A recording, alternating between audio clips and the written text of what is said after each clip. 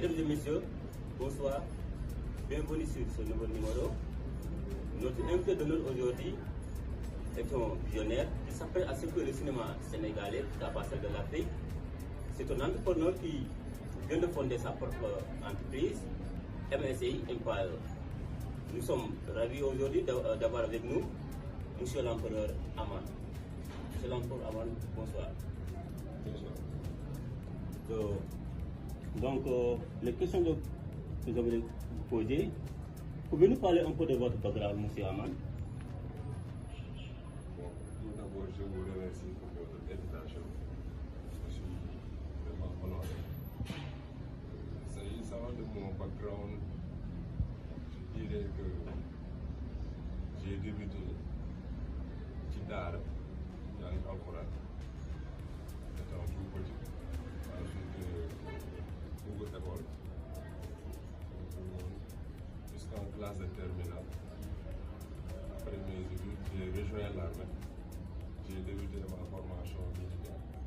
Ensuite, sapeur-pompier pour devenir gendarme par la suite. À l'issue de 11 années de service, j'ai démissionné pour me lancer dans ma propre aventure.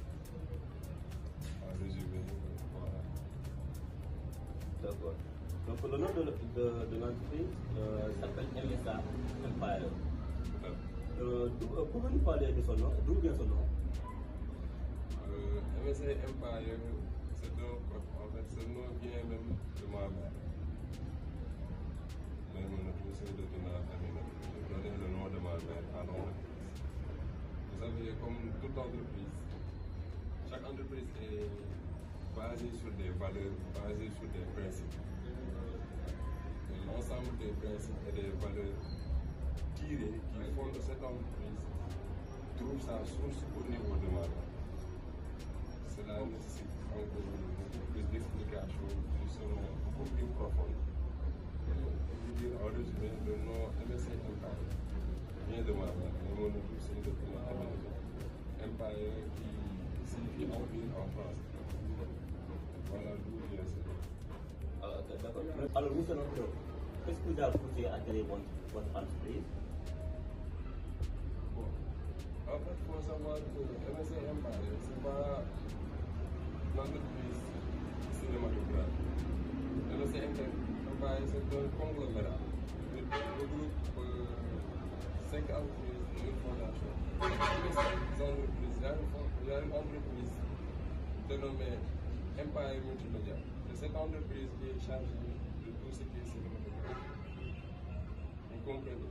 Empire Multimédia, c'est l'entreprise qui est dédiée à la cinématographie. À tout ce qui concerne les publicités, les séries, les documentaires, les interviews. Ouais. À votre avis, que vous s'apprêtez à produire des films de séries? Oui, tout à fait.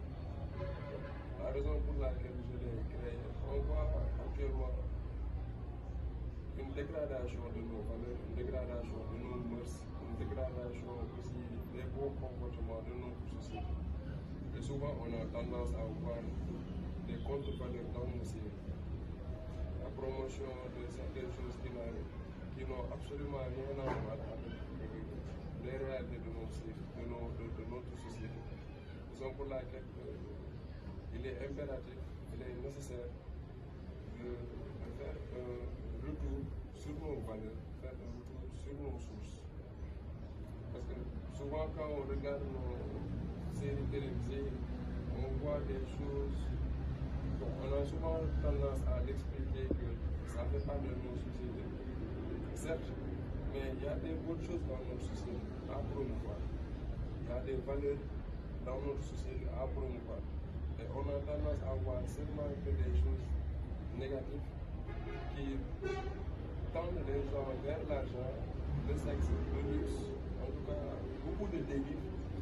Souvent on voit dans une série une personne qui engueule son mari. Ça c'est pas nous, c'est pas notre société.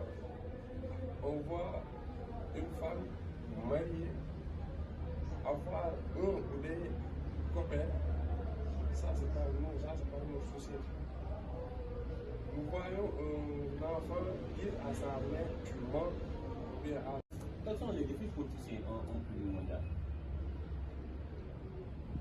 Les défis pour toucher un public mondial, à mon avis, tout d'abord sur les différences culturelles, c'est-à-dire toucher les différentes cultures, jouer sur plusieurs aspects culturels.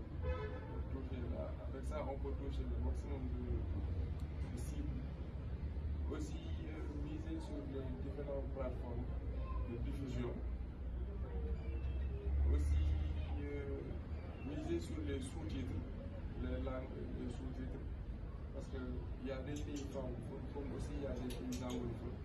Les sous-titres peuvent aider certaines personnes à comprendre selon la langue avec laquelle vous véhiculez vos messages. Peut-être si vous jouez en Wolof, celui qui ne comprend pas le Wolof avec le français, les sous-titres en français, il peut comprendre, ou les sous-titres en anglais, il peut comprendre. Aussi les partenariats avec les producteurs internationaux, les acteurs internationaux, les maisons de production internationales, cela aussi peut contribuer à toucher le maximum de public mondial. Alors, comment voyez-vous l'évolution du cinéma africain au Sénégal dans 5 ans?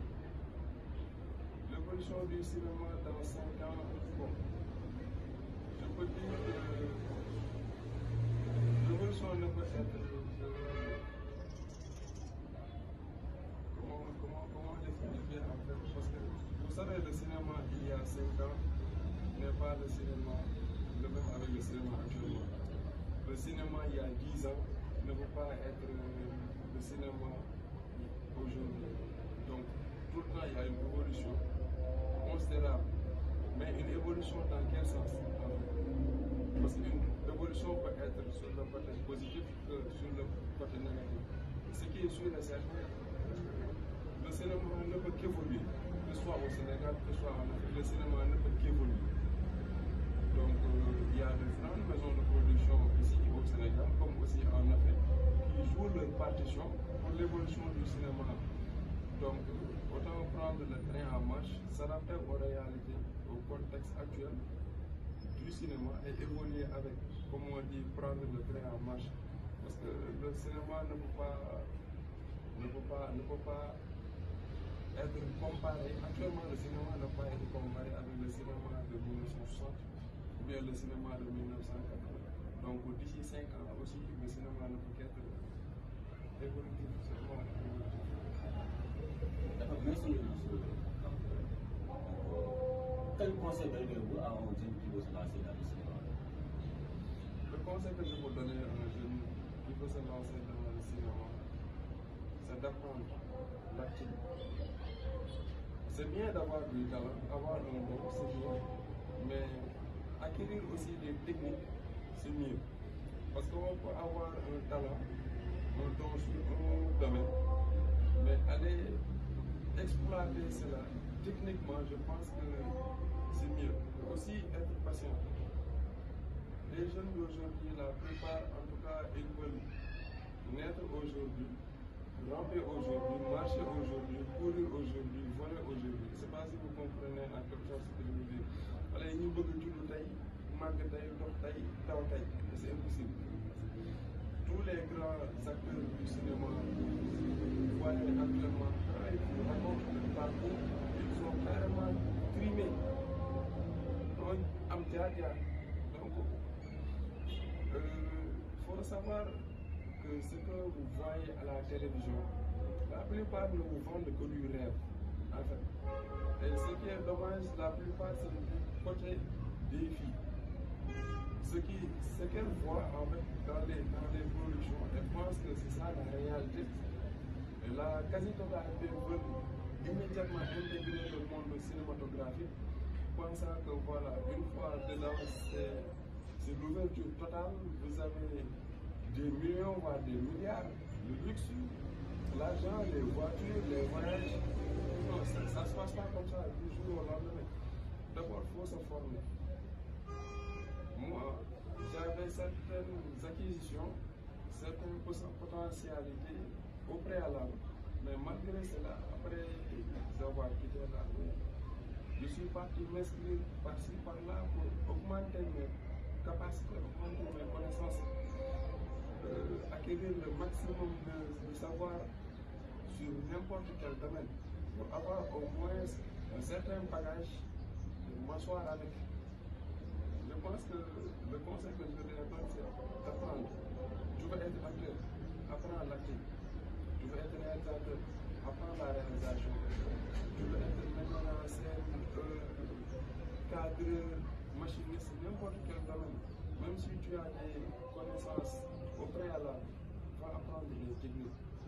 Cela va beaucoup aider la personne à apprendre les techniques. Et aussi être patient. L'idée, il faut que tu aies du niveau. Sors le dit, pour moi, je sais que je sais valeur. Parce que jublu tay, dox tay, ça n'existe pas.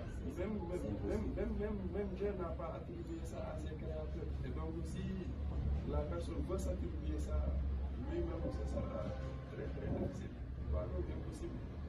Donc, les jeunes, ce que je leur conseille, c'est d'apprendre et d'être patient, surtout la patience.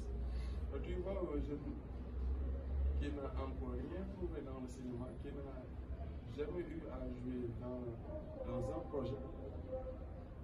Bon, tu l'appelles pour un casting. Tu n'as pas encore fixé le contrat. C'est lui-même qui te parle de contrat ou bien il te parle de somme. Alors qu'il n'est pas encore pris pour le casser. Attends d'être pris pour le casser pour pouvoir édifier sur ton sort. Toi, on t'appelle pour voir ton jeu d'acteur, pour voir ton talent ou bien pour voir tes possibilités pour tel ou tel projet. Tu n'es pas encore pris, tu parles d'argent. Ce qui veut dire qu'en fait, ce jeune, il n'a pas l'amour, il n'a pas la passion du cinéma, mais il voit ça juste comme un moyen pour se faire de l'argent. Et un domaine, quand vous n'avez pas l'amour, quand vous n'avez pas la passion, vous mettez avec un d'homme comme ça. Les grands que vous voyez actuellement, ils mettent le top. Actuellement, ce sont même des pionniers. Il faut tout. Ils ont rampé, en fait. Moi, c'est ce que je conseille aux jeunes, d'être patient, surtout la patience. Tel que je sois dans la vie. Petit à petit, il va devenir sur le passé. Ok, ça a été un plaisir de vous avoir invité, monsieur l'Empereur. Le plaisir de tout le monde. C'était tout pour aujourd'hui, donc on se donne rendez-vous à la prochaine. On s'est bien. Au revoir.